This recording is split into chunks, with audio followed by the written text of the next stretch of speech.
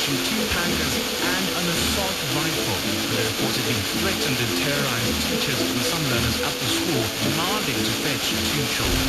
You don't even have to take my word for it, by the way, because a video which shows what appears to be a tense standoff between the pastor and the teachers has gone viral on social media. It's wild.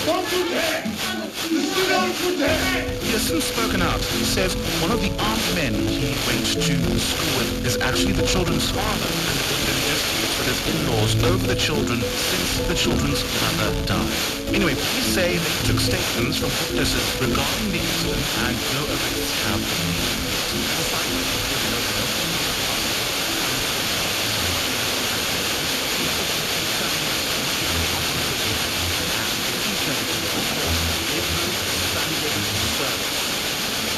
Where he would pray for